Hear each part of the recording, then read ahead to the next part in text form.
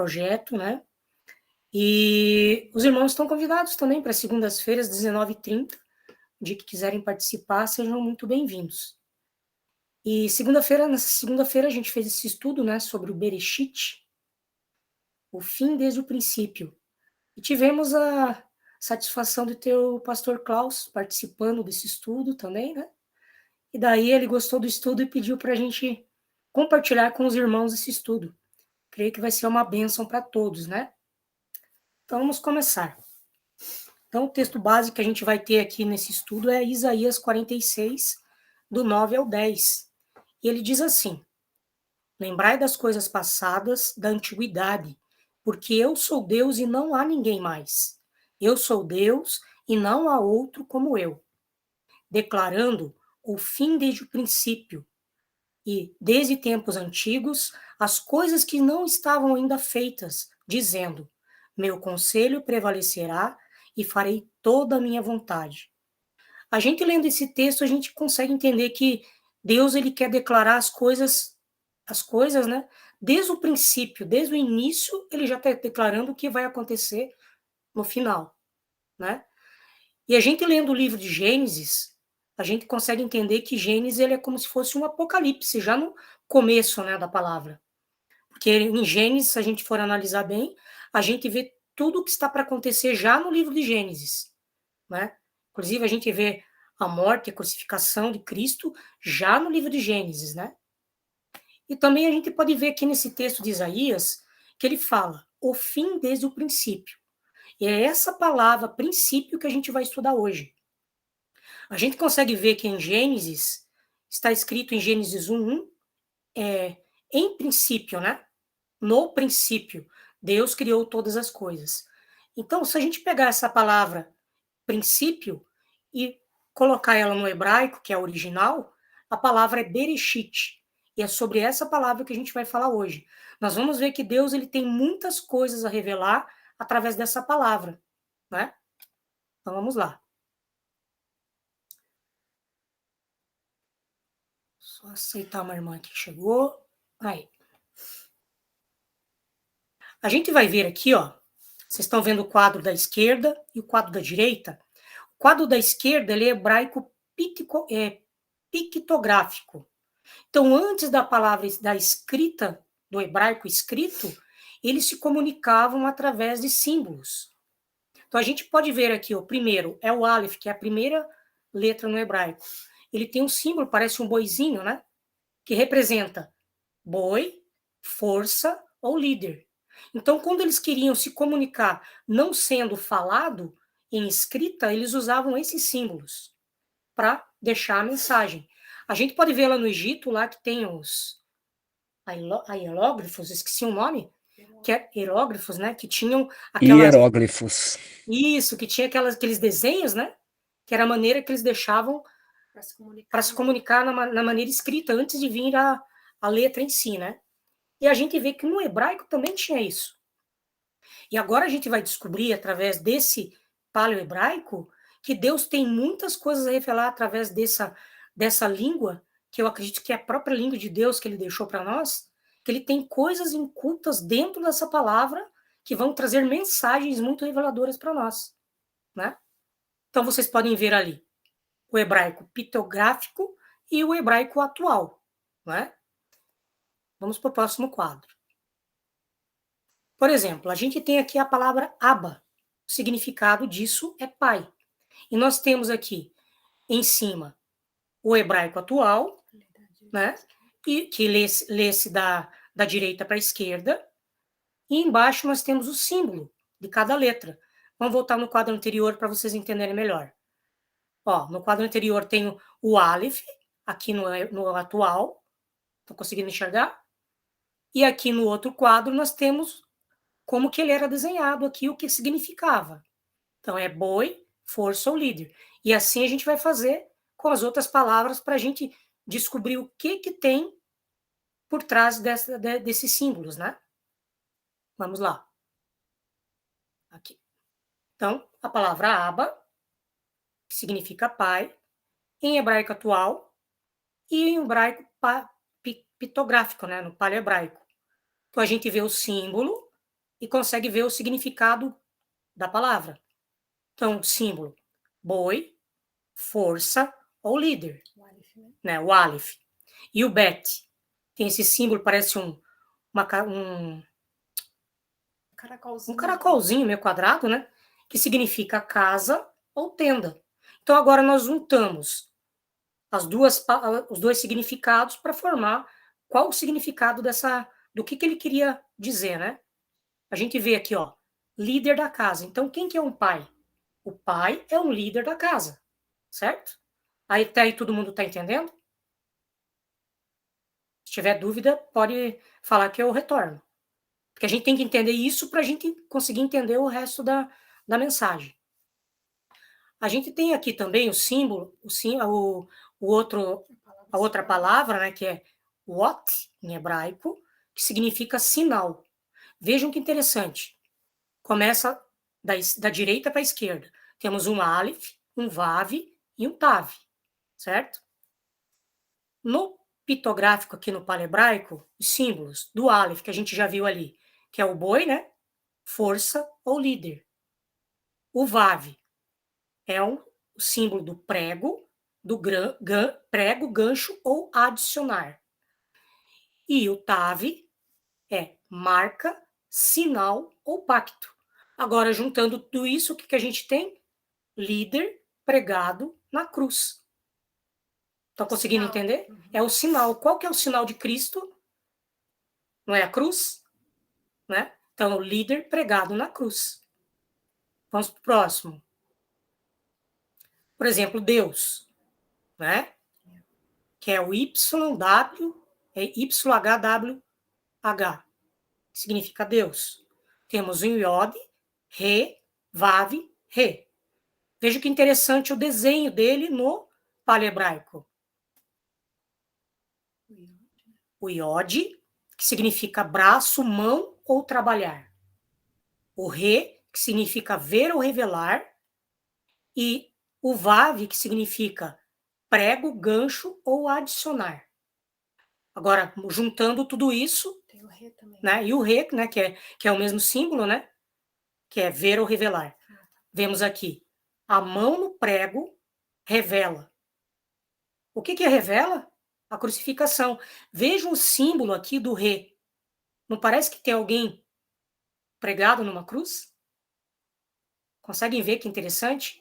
Então, Deus já deixou esse idioma, né? Como ele é rico, né? Ele deixa mensagens para a gente. Mensagens através da língua hebraica. Da língua hebraica.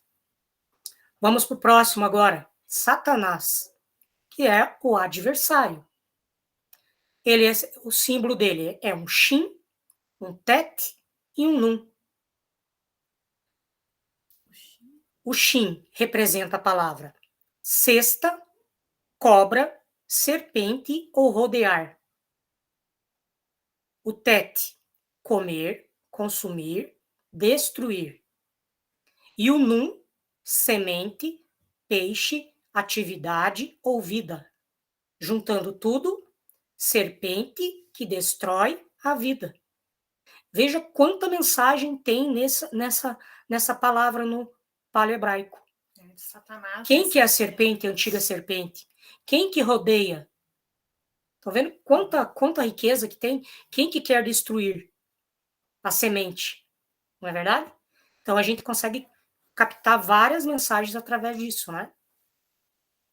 Até aí tudo bem? Alguma dúvida? Vamos para o próximo. Agora a gente vai ver uma coisa interessante aqui. Nós vamos ver que no hebraico... Irmão Alexandre. Oi, pode falar. Deixa eu só falar com os meus irmãos aqui do grupo, que se eles quiserem fazer alguma pergunta para o irmão, né, ou até mesmo acrescentar alguma coisa, que eles podem levantar a mãozinha aí, né, no programa mesmo, e que o irmão vai estar dando a oportunidade para eles, tá? Perfeito, isso Amém, mesmo. irmãos? Desculpa interromper o irmão. Imagina. Nós vamos ver aqui que no hebraico, a palavra filho tem duas formas de escrita, e cada uma tem um significado. Nós temos primeiro Ben, que é filho, né? Que ele é formado por um Bet e um Nun.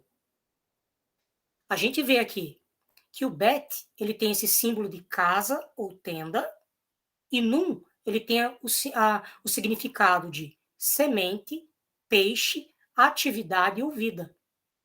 Juntando tudo, ele forma a palavra vida da casa. E não é exatamente isso que um filho traz para um casal? Quando nasce um filho, ele se torna a vida da casa. Então, esse é o Ben, com E, né? E temos também o Bar, que também é filho, mas ele tem tem um significado diferente. A gente vai ver que ele é formado por um Bet e um Resh. Bet sendo casa ou tenda, e Resh sendo cabeça, herdeiro ou primeiro. Juntando tudo, nós temos a cabeça da casa ou o herdeiro. Estão vendo que interessante? Ele tem dois tipos de filho, dois tipos de filho. O filho que ele é a criança primeiro e que também ele é o herdeiro. Não é verdade? E o interessante é que no hebraico, que nem para nós, né, tipo filho, né, a gente entende que pode ser filho pequeno, filho grande, mas lá eles determinam, né, tipo o Ben, que é um tipo de filho, e o Bar é outro tipo, né, que nem como o amor também. O amor lá, no hebraico, ele tem vários. O filéu, né? Tem o filéu, tem o amor ágape. Então, para entender qual tipo de amor que está falando, eles usam a palavra correta, sendo que para nós, quando a gente fala em amor, de determinada tipo de amor ali, a gente entende o que é, mas é só uma palavra para nós, né? E é isso que também é rico no hebraico, né? Isso. E a gente vai ver que na palavra ele usa esses termos, né? E a gente vai ver aqui nos Salmos 2 como que ele destaca esses dois tipos de filho, né? Vamos ver aqui, ó, Salmos 2:7. Diz assim: Eu declararei o decreto. O Senhor me disse: Tu és o meu filho. Nesse caso aqui, ele usa o Ben, aquele filho que é a vida da casa. Neste dia eu te gerei. E já em Salmos 2:12, ele fala assim: Beijai o filho. Nesse ele usa o Bar, para que ele não se ire e pereçais no caminho, porque em breve sua ira se inflamará. Abençoados são todos aqueles que põem sua confiança nele. Estão vendo a distinção de filho aqui? O irmão Ricardo tem algo para dizer a respeito desse texto, né, irmão Ricardo? Eu havia comentado na segunda-feira acerca desse salmo, porque é um salmo muito valioso, que apresenta acerca do propósito. E aí, quando o irmão Alexandre apresentou isso, apresentando essas diferenças acerca do filho Ben e filho Bar, aplicando para o Salmo 2, nós percebemos que existe este propósito do Senhor, onde ali no verso 7 ele diz que tu és meu filho, Ben, neste dia te gerei, apontando para o filho que foi preparado, o filho unigênito. E aí, na continuidade deste processo de redenção, o filho unigênito, na sua primeira vinda, ele veio cumprir o propósito, ele morreu e ressuscitou. No momento que ele ressuscita, ele passa a fazer parte do primogênito de muitos irmãos, como declarou Paulo. Então, isso é muito importante, esse filho Bar apontar para esse primogênito, o filho, de fato, após ali ter cumprido o seu propósito, como ele mesmo declarou, está consumado. Ou seja, através do filho primogênito viriam outros filhos por adoção. Então, isso mostra o propósito. E por que no Salmo 2? Porque o Salmo 2 ele é valioso e ele fala acerca de uma regência de autoridade sobre as nações. E ele diz assim, né, aqui no verso 8, pede-me e eu te darei as nações por herança e as extremidades da terra por sua possessão.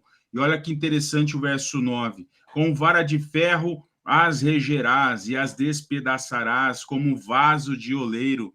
Esse verso é uma conexão direta para uma das promessas que o Senhor deixou para as 7 igrejas. Qual igreja? Ali na carta de Tiatira, em Apocalipse 2, verso 26, que aos vencedores estará com o Senhor, regendo com vara de ferro sobre as nações, né, que despedaçarás como vaso de oleiro. Então, é uma conexão direta, uma promessa que envolve Cristo, e quando falamos de Cristo, cabeça e o corpo. E aqui no estudo de hoje vamos tratar do cabeça também, que é o Rosh, né? Tudo a ver com o estudo aí do Bereshit. Amém. Vamos para o próximo. Se alguém tiver dúvida, levanta a mão, por favor. Né? A gente continua aqui, ó, Atos 13, 32 a 33. E nós declaramos boas novas a vós, com a promessa que foi feita aos pais. Deus cumpriu a nós, seus filhos, ressuscitando Jesus, como também está escrito no 2º Salmo. Tu és meu filho, eu hoje te gerei. Deixa eu só aceitar a irmã que chegou, a irmã Kátia. Aí. Hebreus 1,5 também diz: porque qual dos anjos disse alguma vez, tu és meu filho, neste dia te gerei? E outra vez, eu serei para ele um pai, e ele será para mim um filho. Hebreus 5,5.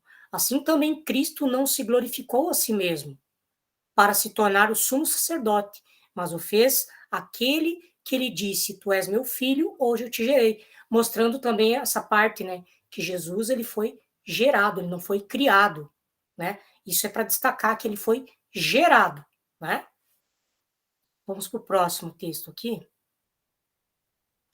Agora, analisando, a gente vendo tudo isso que a gente viu, essas outras palavras e os significados no paleohebraico, a gente vai analisar agora a primeira palavra da Bíblia, que é o Bereshit, que significa princípio. Então, Bereshit, substantivo concreto, Rosh, que significa cabeça, mais o término it, forma o substantivo abstrato. Então, Rosh é o étimo de Reshit. Um étimo, só para explicar, é a palavra que serve de base para formar outra palavra. Então, o Bereshit ele é formado por Rosh. E o Rosh é a palavra principal que forma essa palavra chamada Reshit. Até aí todo mundo entendeu? Então, Reshit vem de Rosh, que significa cabeça. Reshit em hebraico, veja que interessante. Nós que estudamos duas casas, que estudamos as festas do Senhor, né? Reshit em hebraico significa primeiro, princípio e também primícia. Rosh em hebraico significa cabeça, líder, chefe. Então a gente consegue enxergar ali, a gente já consegue enxergar Cristo nessa palavra, né? Quem que é a primícia? Quem é o líder? Quem é o cabeça? Né? Quem que é o princípio? O princípio, não é verdade? Então, substantivo hebraico, transliterado por Reshit, procede da raiz que é Rosh, que significa cabeça, princípio, primeiro, primícia, começo, superior. Colossenses 1,16. Porque nele todas as coisas foram criadas. Esse criadas é a palavra bará, nos céus e na terra, visíveis e invisíveis, sejam elas tronos ou dominações, ou principados ou potestades. Todas as coisas foram criadas por ele e para ele. Essa palavra bará, a gente já vai falar um pouquinho sobre essa palavra, que ela é muito importante, tá? Então, as duas primeiras letras de Gênesis, né, formam a palavra bar, que é líder, o cabeça da casa ou herdeiro. Então, ali, que é no ou em princípio, né? As duas primeiras letras. As duas primeiras letras. Se você pegar ela para o hebraico, você vai ver que ela forma a palavra bar. Já que a gente vai estar vendo que ela forma essa palavra bar, que é o cabeça, o herdeiro, por um objetivo. O filho, que é... Deixa eu ver. Onde que eu parei? Líder, cabeça da casa, o herdeiro. O filho. E se pegarmos as primeiras letras da Bíblia e as últimas que estão em grego, elas formam a palavra bet. E não... formam um bet e também formam um nun, que juntas formam a palavra ben. Então a gente consegue ver que no começo de Gênesis, ele forma a palavra bar, que significa o filho ou herdeiro, e se pegarmos a primeira e a última, já no grego, a gente vê que forma a palavra ben, que também é um filho. Só que o filho em dois significados, né? O primeiro como o líder e o segundo como o unigênito que a gente viu, né? Que o Ricardo comentou ali conosco. Alguém queria falar alguma coisa? Não, é o irmão que tentou entrar, mas ele já caiu. Tá. Para você aceitar. E com isso, o que a gente consegue entender?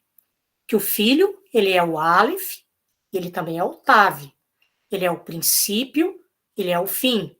O primeiro e o último. O que era, o que é e o que há de vir. O Todo-Poderoso. Não é verdade?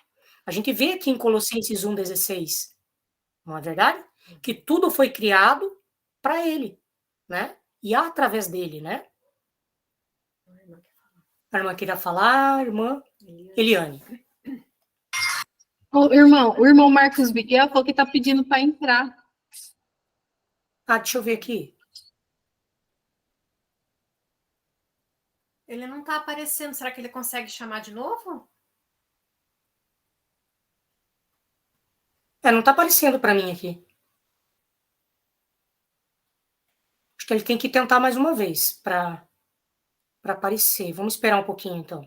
Ele acabou de falar que vai tentar entrar novamente, solicitar. Tá bom. Vou esperar um pouquinho, então, para ele... Aí. Paz, irmão Marcos.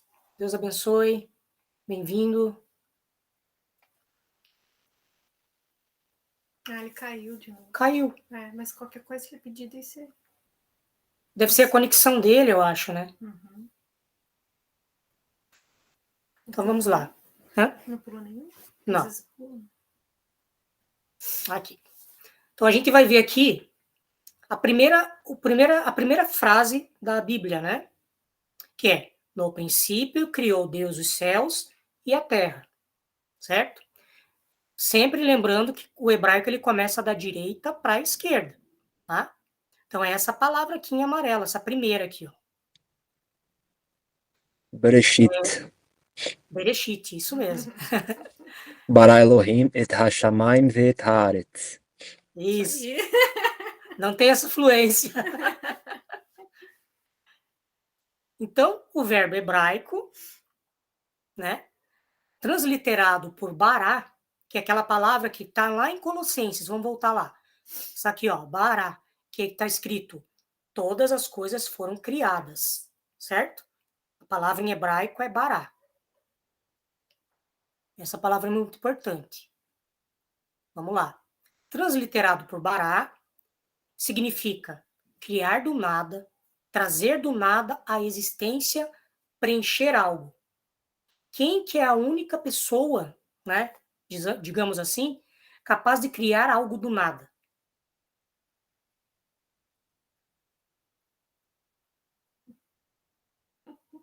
Quem? Pode responder, irmãos. Pode responder. Quem? O pai. O pai. Uhum. Isso aí. O único que consegue criar algo do nada é o próprio Deus, né? O próprio Pai. Tudo que hoje é criado, ele é criado a partir de uma matéria que já foi criada, né? Por exemplo, um carro, vamos supor.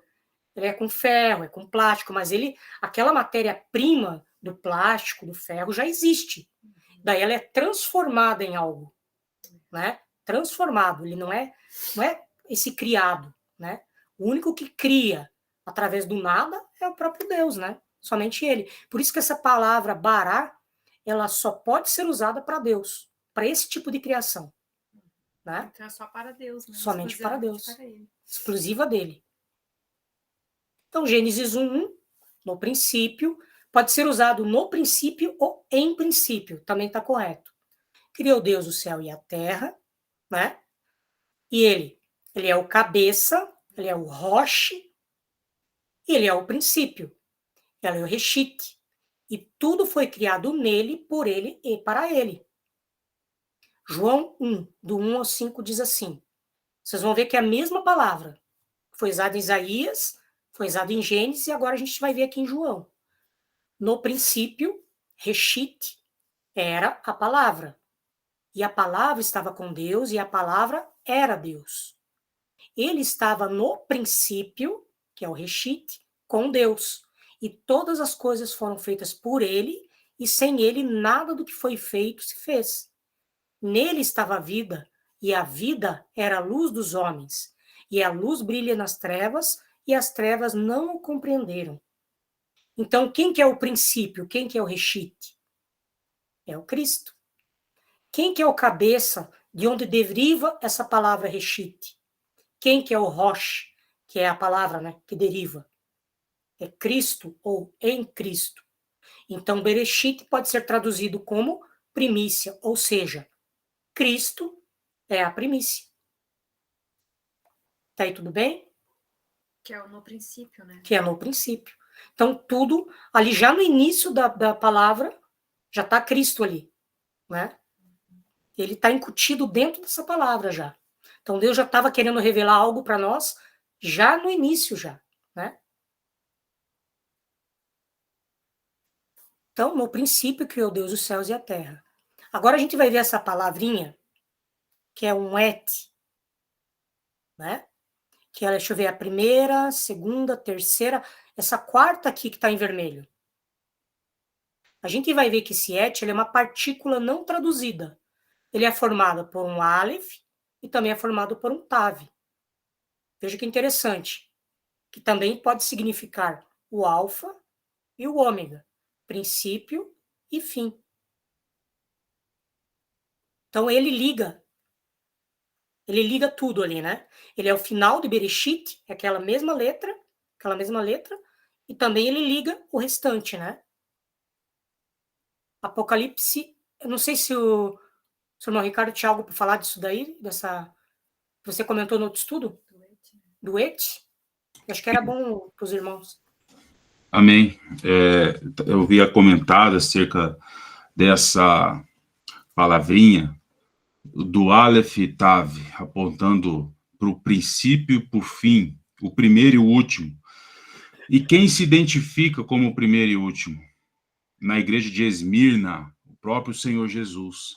Ele se identifica para Esmirna. E nós sabemos aí que Esmirna é a figura, um dos 2 candelabros que estão fiéis diante do Senhor da terra.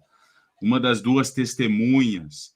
E o Senhor se identifica para Esmirna. Eu sou o primeiro e o último. Então, isso para nós é importante, porque ele se identifica nos lançando uma chave para entendermos acerca de um propósito, o propósito que envolve as suas testemunhas. Então, quando nós olhamos isso, o Alexandre vai trazer a questão de Isaías, mas essa questão aqui de Aleph e Tav, o et, exatamente no meio, nós temos aí 7 palavras e esse et no meio vai apontar para quê? Para um propósito onde envolve os 7 Espíritos de Deus, sobre os filhos. Então eu vou trazer para vocês aqui acerca da menorá. Nós temos aqui a menorá, um castiçal com 7 lâmpadas.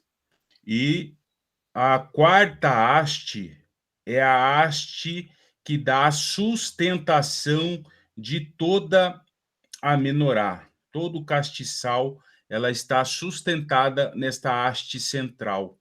E não é à toa que está essa palavra exatamente no meio das 7. A quarta palavra apontando para a quarta haste. E os judeus, eles têm o costume de acender a menorá começando pela haste central. Ou seja, através do próprio Senhor, os 7 espíritos vão envolver toda a menorá, o acendimento. E aí nós realizamos aí a menção de Isaías 11, onde tem ali os 7 espíritos do Senhor. E esse acendimento, começando pela haste central, significa que todo este trabalhar do Senhor envolvendo a igreja né, tem uma pessoa, a pessoa de Jesus, através do próprio Senhor, realizando esse acendimento das lâmpadas, o acendimento pleno da igreja para o tempo do fim, principalmente. Então, por isso que a menorá ela é representação de uma árvore. Lá em Êxodo, na construção da menorá, tem em cada haste botões de amêndoas apontando para a amendoeira. E quando nós relacionamos a amendoeira, nós vamos até Jeremias, capítulo 1, onde fala: o que você está vendo, Jeremias? E Jeremias fala: eu vejo uma vara de amendoeira. E o Senhor diz assim: exatamente, eu velo em cumprir com a minha palavra. E isso faz conexão com aquilo que colocamos no início dos slides, aí o Alexandre colocou. Isaías 46, verso 9 e 10, que para mim é uma das mensagens que o Senhor deixa para as testemunhas, que está no intervalo entre Isaías capítulo 40 até Isaías capítulo 48. E ele fala ali: desde o princípio, Bereshit, eu anuncio todas as coisas acerca de um propósito, principalmente para o tempo do fim, e ele fará toda a vontade. E toda a vontade envolve os filhos, o acendimento pleno da menorá, principalmente aí no tempo do fim. Então, isso é valioso, não é à toa que está aí, exatamente no meio deste Gênesis 1, verso 1. Amém, amém. Aqui, né? Então, essa palavra então tem 3 palavras para a direita e 3 para a esquerda, né? E bem no meio fica a haste central da menorá, como o irmão falou, que é o que é o Aleph e o Tav, o Alfa e o Ômega, né? Isso mesmo. E aqui, né? Apocalipse 1:8. Eu sou o Alfa e o Ômega, o Aleph e o Tav, o princípio e o fim, diz o Senhor, que é, que era, que há de vir, o Todo-Poderoso. Apocalipse 22:13.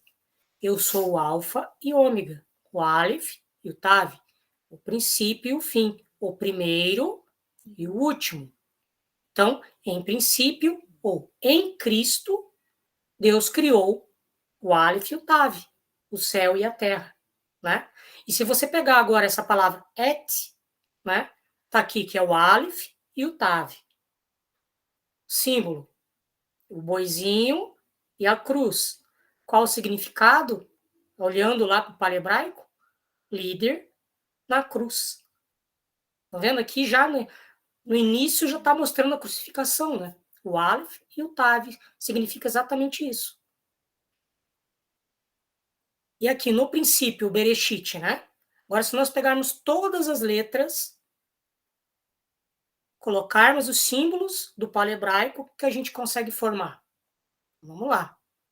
Primeiro, casa ou tenda. Aqui o herdeiro, o primogênito, o primeiro, o líder, né? Consumir, destruir, braço, trabalhar, marca, sinal ou pacto. Nós podemos formar uma palavra aqui, uma frase, né? O Filho de Deus será consumado ou consumido, destruído pelo trabalho da sua própria mão na cruz. Então, o Bereshit forma uma frase, uma mensagem para a gente, oculta, né? Que a gente consegue descobrir isso apenas usando o palhebraico, não é? E até hoje, Alexandre, estávamos conversando, e até foi o pastor Grace uma vez que estava dando um estudo para nós, e ele falou de um versículo que eu já tinha lido, mas nunca tinha ardido no meu coração como aquele dia, né? Que é o Provérbios 25:2, né? Que fala que a glória de Deus está nas coisas que ele oculta, e a glória dos reis está em descobri-las, né? Então, essa mensagem aí está oculta, né? Só que a gente vai lá e estuda e mexe e Deus acaba revelando coisas ocultas para os seus filhos, né? Então, esse é um dos exemplos, né? Isso. E se a gente for analisar agora essa palavra inteira, Bereshit, né? Pegarmos as letras, a gente consegue montar algumas palavras com elas também. Você pode ver aqui nessa partezinha que está em amarelo, aqui, ó, que eu circulei, ela forma a palavra bar, que é filho. Aqui em azul, se você pegar esse que parece um X e a última, aqui em azul, você forma a palavra Aleph Tav, que é o princípio e o fim. Se você pegar essas duas aqui em vermelho, você forma a palavra presente ou dom. Se você pegar essa que está em verde, juntar essas duas, você forma a palavra fogo. Aqui em cinza, se pegar as duas primeiras e a última, forma a palavra aliança. E se pegar essas três primeiras, você forma a palavra bará, criar do nada. Estão vendo que tudo está conectado aqui? Quem que é o bar? Quem que é o filho? Cristo. Quem que é o Aleph e o Tav, o princípio e o fim? Quem que é o presente, o dom imerecido que nós recebemos? Quem que é o fogo consumidor? Quem que fez a aliança? Quem que criou as coisas do nada? Então, tudo conectado nessa única palavra, Bereshit. Vamos para o próximo? Então, a gente viu aqui, né? O Abba, que é o pai. Vimos aqui que ele é o líder da casa. E a gente consegue ver aqui, por que Deus começa o Gênesis com a segunda letra do alfabeto, que forma a palavra bar, que é o filho, e não com a primeira letra do alfabeto, que é o Aleph, que forma o nome do pai. Por quê? Porque ele queria destacar o filho para quem ele deu toda a sua autoridade. Então, desde o começo, desde o princípio, ele estava destacando o filho. Né? Agora vamos para Provérbios 22, 8, 22 ao 30, que é um provérbio muito interessante, né? Que fala sobre a sabedoria, né? E a gente vê ali que diz assim: o Senhor me possuiu no princípio, que é o Bereshit, de seu caminho. Antes de suas obras mais antigas, fui formada desde a eternidade, desde o princípio, antes do começo da terra. Quando não havia profundidades, fui gerada.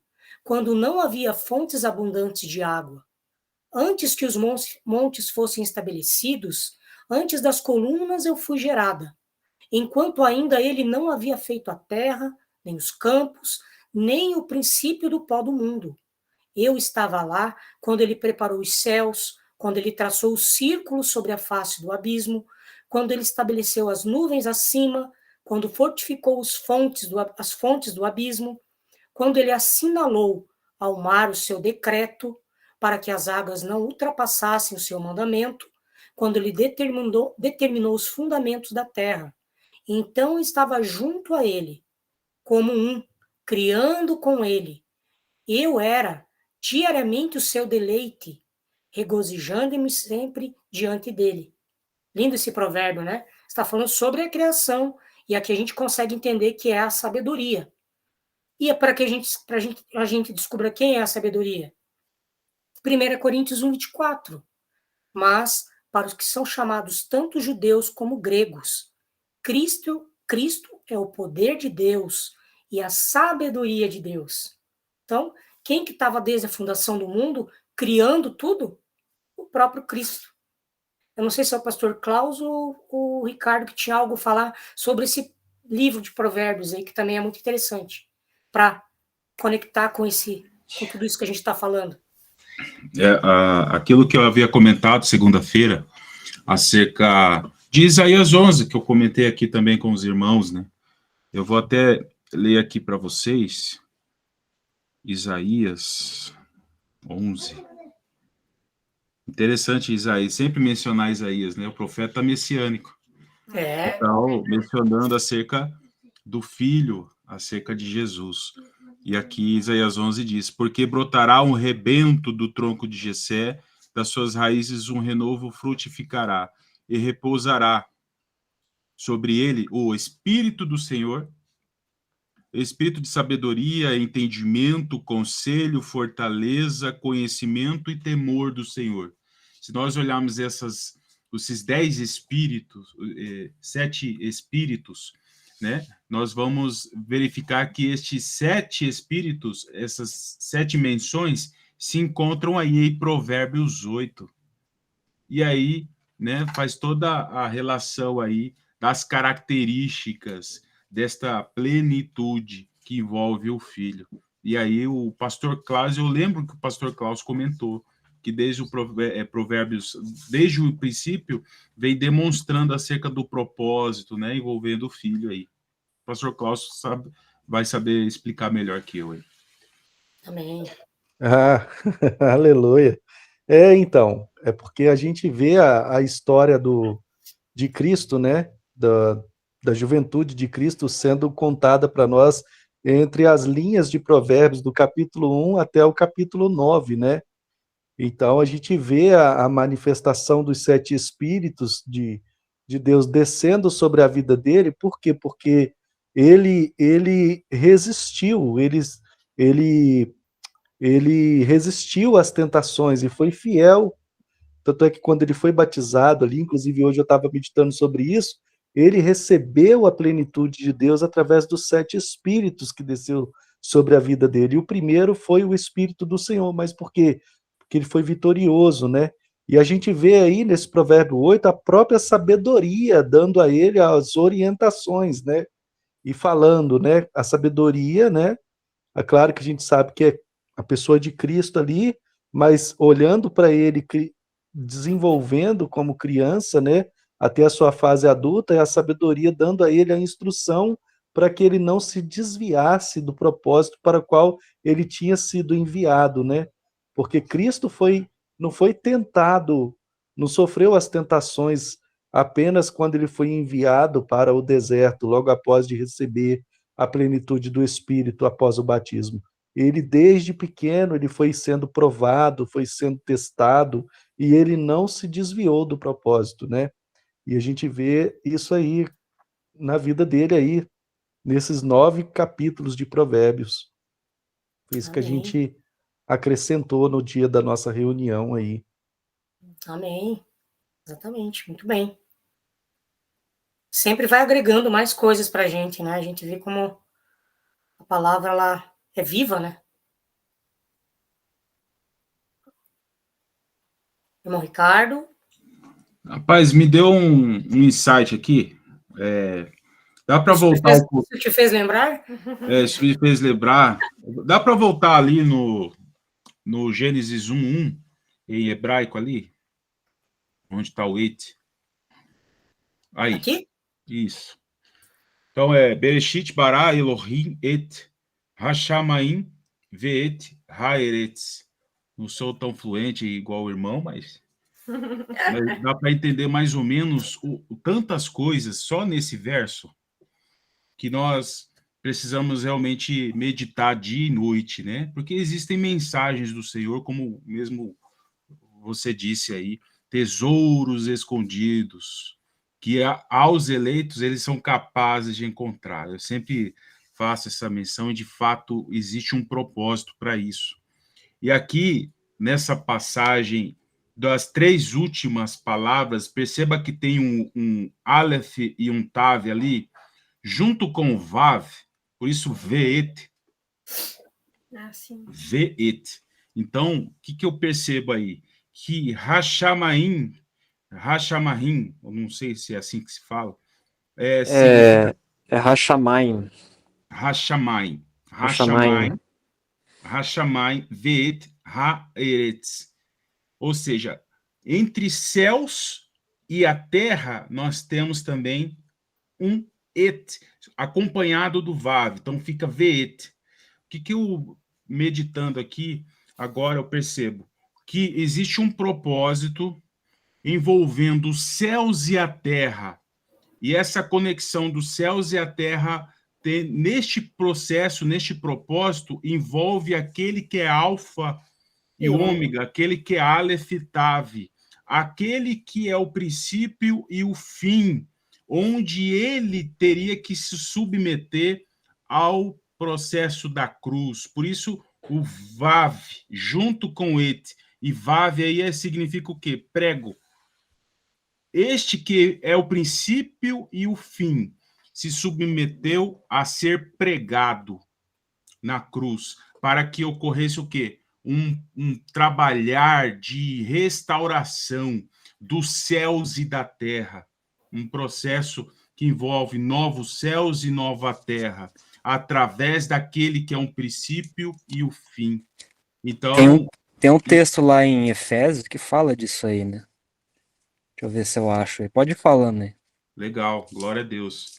Então, maravilhoso. Nós olhando aí para essas nomenclaturas, nós percebemos que existe um propósito, novos céus e nova terra, através dele que se submeteu, né, diante da cruz. Ele foi pregado, e Vave é prego, ele foi pregado.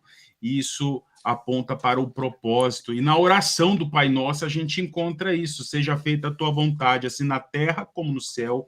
Venha a nós o teu reino, né, que vai culminar aí, após o reino milenar, a descida da Nova Jerusalém, tendo um novo céu e uma nova terra, uma junção, né, dos céus e da terra, envolvendo todo este trabalhar do Senhor, né, do Filho que se submeteu a ser pregado, o Vave. Irmão Ricardo, Glória a Deus. o senhor falando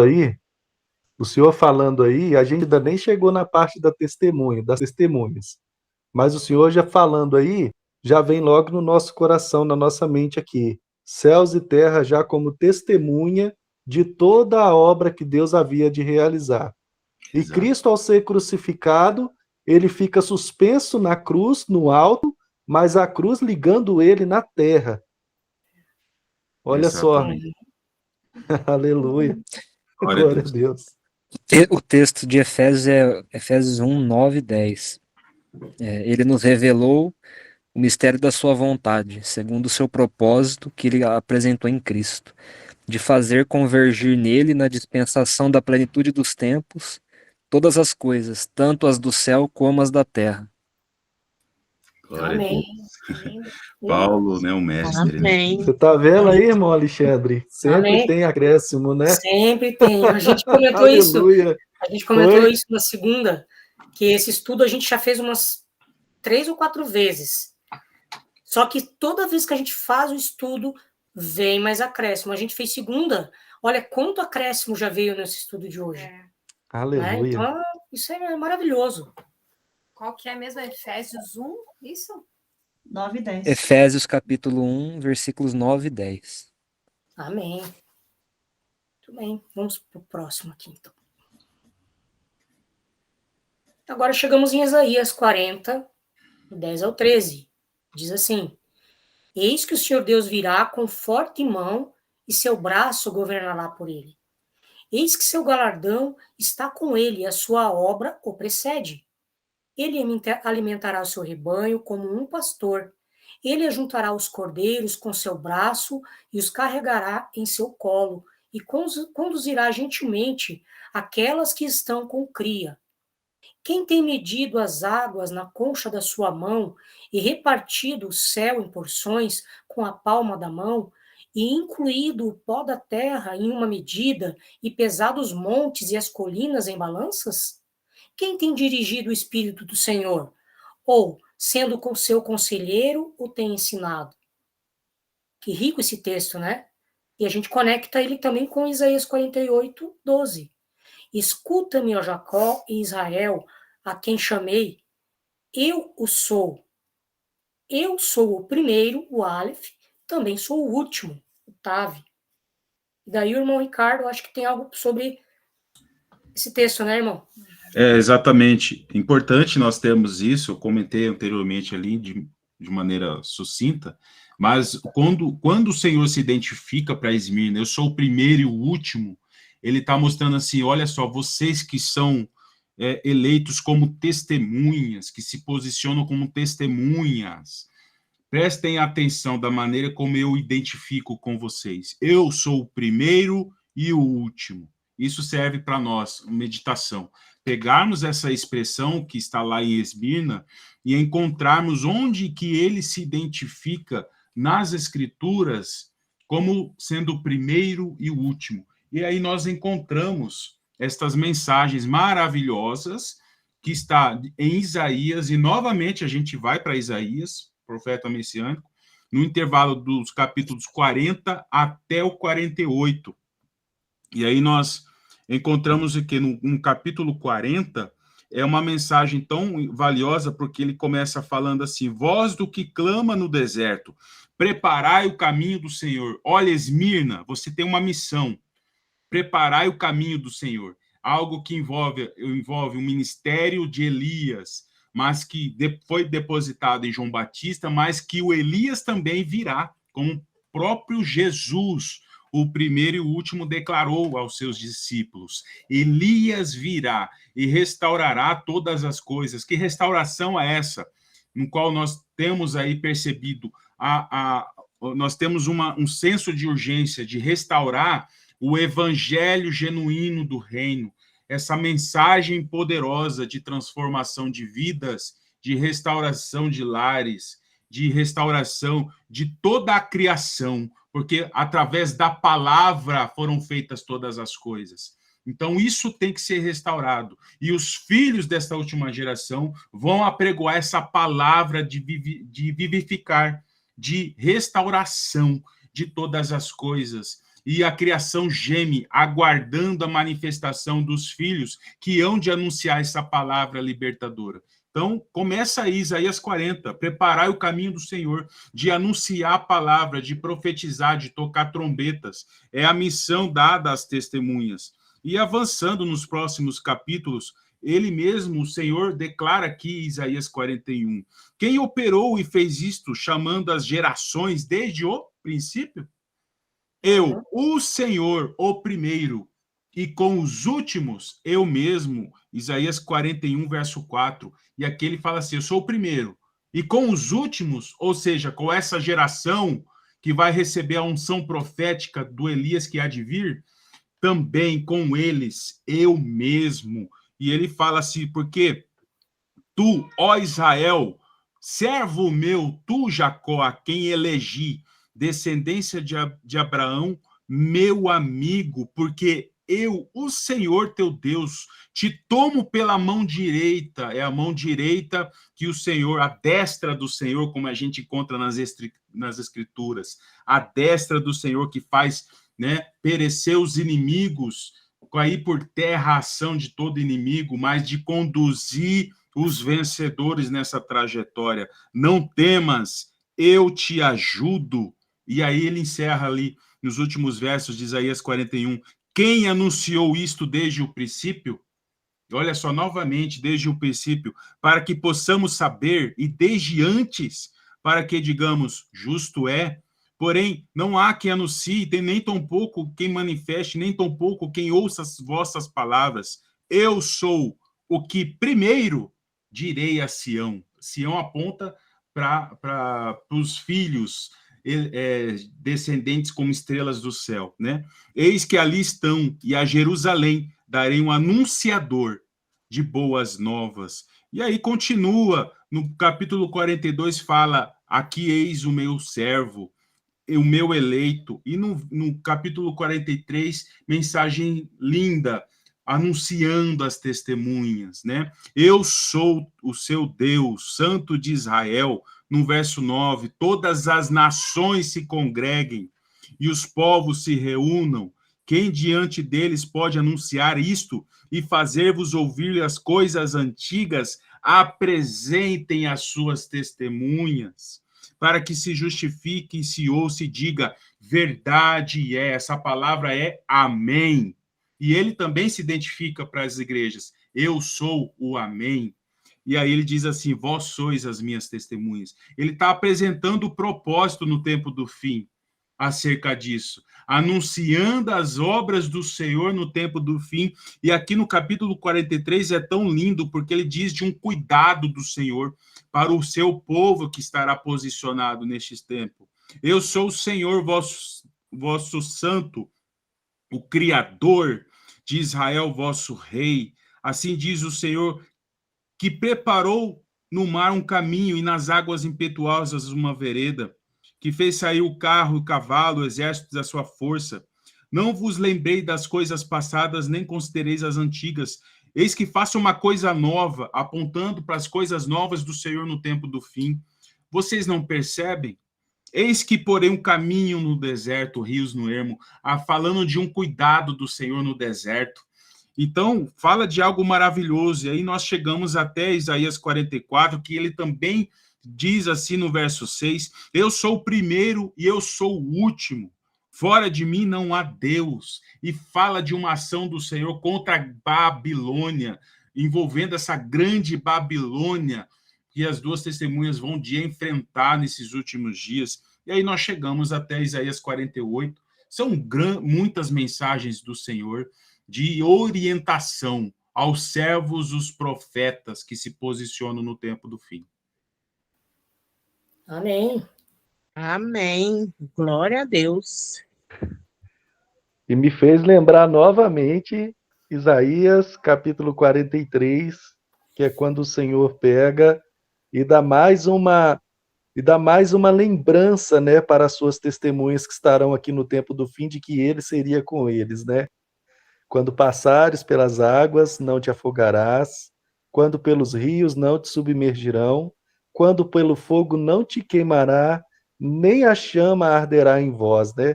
Aí chega em Isaías 43, 13, ainda antes que houvesse dia, eu sou, e não há quem possa fazer escapar das minhas mãos, operando eu, quem impedirá. Amém. Amém. Muito bem. Oh, Muito bom. glória a Deus. Essa palavra, irmãos, é maravilhosa. Eu pedi para o irmão trazer ela novamente. Não tem como a gente não estar ruminando ela e meditando nela novamente, porque ela traz para nós um conselho e um cuidado, e mostra para nós um cuidado de Deus muito grande para com os seus, para com os seus propósitos. E mostra para nós, né, a falsa teologia caindo por terra, dizendo que Deus é fiel a nós, né? Que muitas vezes se levanta dizendo, Deus é fiel, sim, Ele é fiel à sua palavra. Tudo que Deus falou vai se cumprir. A própria palavra em Isaías mesmo diz que Deus não lança uma palavra sem que ela volte para Ele, tendo cumprido o propósito para o qual ela foi lançada, né? Então, Deus está mostrando para a gente o zelo que Ele tem com as suas testemunhas, com a sua palavra, com o seu propósito, anunciando para nós o fim desde o princípio. Aleluia. Amém. Amém. Amém. Amém. Eu trouxe aqui mais alguns textos, só para a gente ver, né, quando ele fala do braço, né, a gente vê como que ele é ligado com Cristo, né. Isaías 53, 1 ao 5, ele fala, quem tem acreditado em nosso relato e a quem é o braço do Senhor revelado? Porque ele crescerá diante dele como uma tenra planta e como uma raiz de terra seca. Não tem forma, nem formosura, e quando nós viermos a vê-lo, não haverá beleza para que nos devamos desejá-lo. Ele é desprezado e rejeitado dentre os homens. Um homem de dores e familiarizado com a tristeza. E nós escondemos dele nossas faces igualmente. Ele foi desprezado e nós o tivemos por nada. Certamente ele suportou nossas dores e carregou nossas tristezas. Contudo, nós o consideramos atingido, ferido de Deus e afligido. Porém, ele foi ferido por nossas transgressões, ele foi esmagado por nossas iniquidades. O castigo da nossa paz esteja sobre ele, e pelos açoites que o feriram, nós somos curados. Né? Mostrando tudo o que ele passou, né?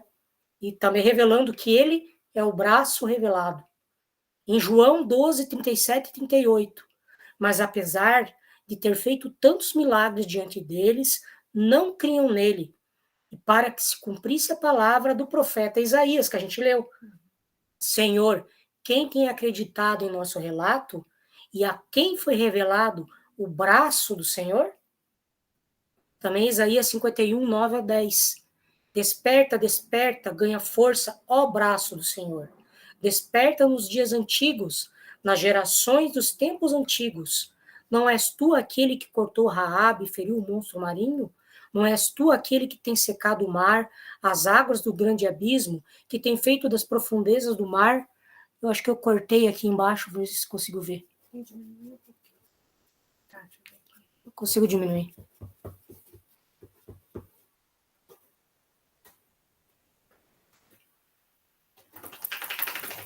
Isaías 51, 9 ao 10. A última parte ali, só que não pegou.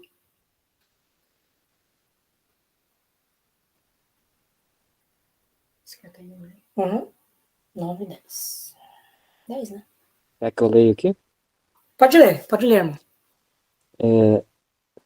Não és tu aquele que secou o mar, as águas do grande abismo? Não abriste um caminho no fundo do mar para que passassem os remidos? Isso mesmo. Né? Então a gente vê que relação que tem, né? Dele falar do braço do Senhor, que dá pra gente entender que é o próprio Cristo, né?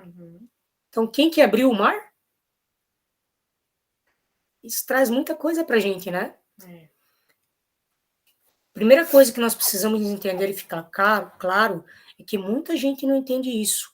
É que o Filho, Jesus Cristo, ele é o Criador dos céus e da terra, no plano visível, incluindo matéria, tempo e espaço em que conhecemos. Mas sabemos que tudo foi feito nele, por ele e para ele. Então, quando Moisés falou com a sarça, quem que estava falando com ele? O Filho. Quando Moisés tirou Israel do Egito, quem abriu o mar para que eles passassem, que a gente acabou de ler Isaías? O Filho, o braço do Senhor.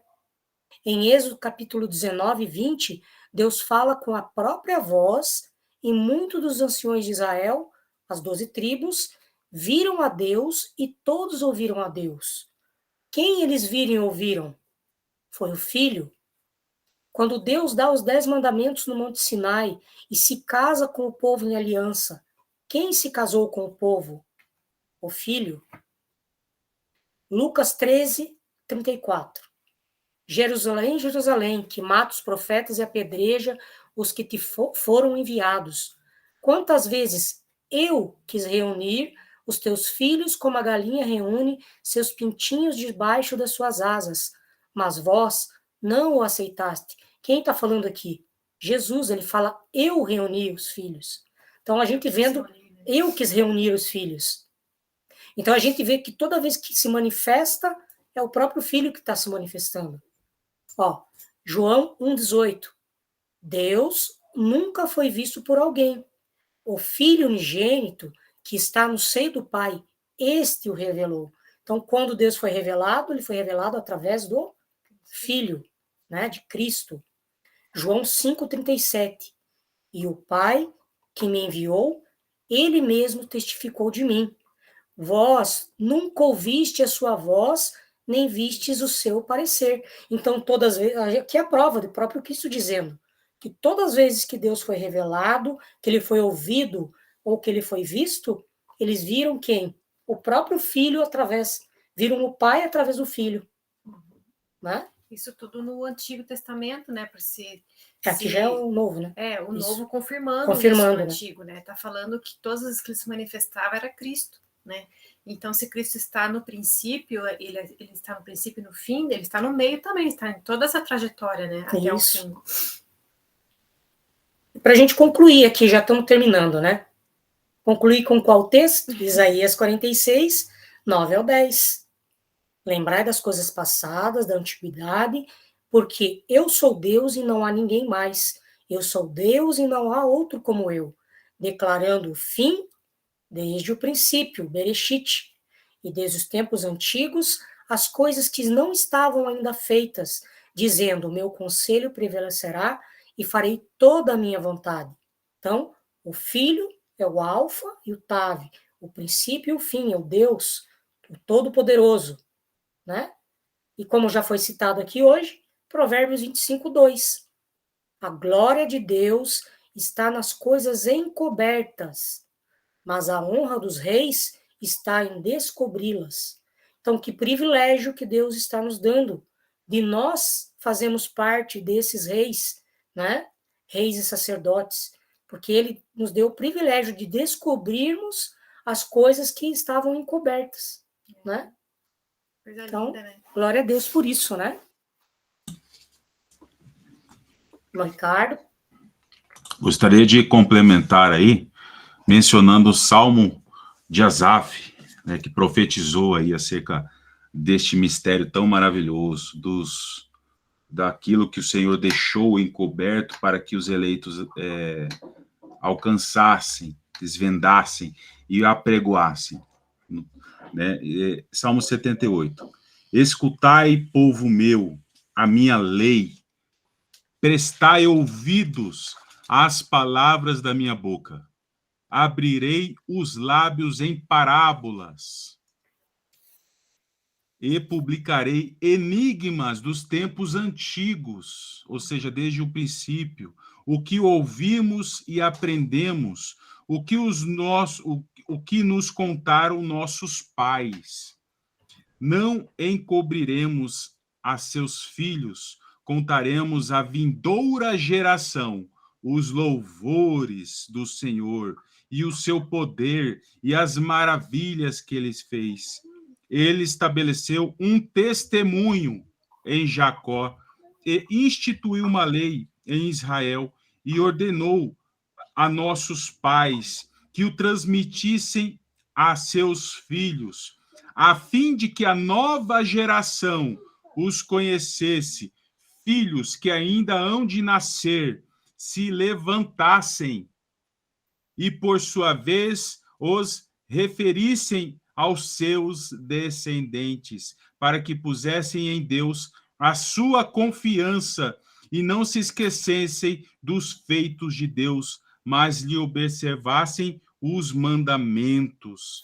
Olha só que interessante esse salmo tão profético, porque algo do Senhor em parábolas, enigmas que foram declaradas aos pais, mas que isso também ia refletir a geração vindoura. E o que é a missão aí do Elias que há de vir? De converter o coração dos pais aos filhos, dos filhos aos pais. Essa unção profética que vai ser derramada sobre esses filhos desta última geração, de receber unção profética, poder e autoridade de anunciar esse evangelho libertador, conforme o Senhor Jesus, o princípio e o fim, confiou aos pais, aos apóstolos, também será entregue aos filhos dessa última geração.